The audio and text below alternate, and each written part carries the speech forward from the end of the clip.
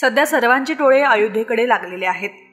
500 वर्षांचा वनवास संपवून प्रभू श्रीराम भव्य मंदिरात विराजमान होणार आहेत। दरम्यान कोल्हापूरचे परमपूज्य श्री महादेव रामचंद्र यादव महाराज रामलल्लाच्या समारंभासाठी अयोध्येकडे रवाना झाले आहेत। श्रीरामधाम अयोध्या येथून यादव महाराजांना अपूर्व अनादिक निमंत्रण आलेलं आहे। दिनांक 22 रोजी अयोध्ये येथील भगवान श्री रामचंद्रांची मूर्ती स्थापना होत आहे। ही मूर्ती स्थापना होत असताना त्या पाठीमागे पाहिलं तर अनेक कष्टप्रद गोष्टी घडलेल्या आहेत। आपल्या भारतीय घटनेमध्ये ही जी मूर्ती स्थापनेची जी गोष्ट आहे ती न भूतो न भविष्यती अशी होणार आहे। काय चिरकाल आनंदात राहील। ज्या पाठीमागे अनेक कारसेवकांचं बलिदान, अनेक लोकांचं त्या ठिकाणी आशीर्वाद, बलिदान हे ज्या गोष्टी आहेत त्या घडत असताना अनेक त्या ठिकाणी अडचणी आल्या। त्या अडचणी पार करत असताना गेले 500 वर्ष त्या अडचणी होत्या। म्हणजे भारतवासियांचे जर म्हणलं तर आपल्या घरातच आपल्याला राहायला त्रास झाला, पण तो त्रास वेळानं का असताना पण श्रीराम प्रभूंनी तो करून घेतला आपल्याकडनं। अयोध्यामध्ये भव्य अशी मूर्ती स्थापना होत आहे। त्या ठिकाणी पंतप्रधान हजर राहत आहेत। हे माझं मी भाग्य समजतो की मला त्या ठिकाणी हजर राहण्याचा योग आला।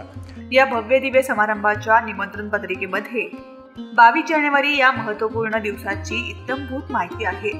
या पत्रिकेसोबत एक आकर्षक छोटी पुस्तिका असून ज्यामध्ये इसवी सन 1528 ते इसवी सन 1984 या कालावधीत ज्या ज्या व्यक्तींनी राम जन्मभूमी मुक्ती आंदोलनात विशेष सहभाग घेतला अशा 22 व्यक्तींची छायाचित्रांसह थोडक्यात माहिती दिली आहे। निमंत्रितांना प्रभू श्रीरामचंद्रांसमोर वाहण्यासाठी अक्षतांचे एक विशिष्ट सीलबंद कागदी पाकिट देण्यात आलंय। मला प्रथम श्रीराम जन्मभूमी न्यासाचं जे पत्र आहे ते पत्र मला आलं। त्यात माझा जो नंबर आहे तो 4176 हा माझा कोड नंबर आहे। त्यानंतर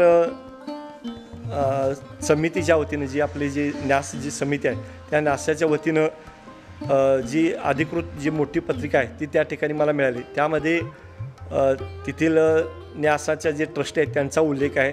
त्यामध्ये मंगल अक्षता दिलेल्या आहेत। परत त्या दिवशी जे होणारे कार्यक्रम आहेत ते त्या ठिकाणी कोणकोणते होणार आहेत त्या होणाऱ्या कार्यक्रमांची माहिती दिली आहे। न भूतो न भविष्यती आता महोत्सव आहे। आपण भारतवासी तर आहेच, पण परदेशातील जर बघितलं तर त्या ठिकाणी आनंदाचं वातावरण आहे। आज 1 वाजता जी महाराष्ट्र एक्सप्रेस आहे त्या एक्सप्रेसने जाऊन मनमाडपासून पुढं जी प्रयागराजला जी रेल्वे जाते त्यातून मी जाणार आहे। मग त्या ठिकाणी सुद्धा वारकरी मंडळी आता जमलेली आहेत मला निरोप देण्यासाठी।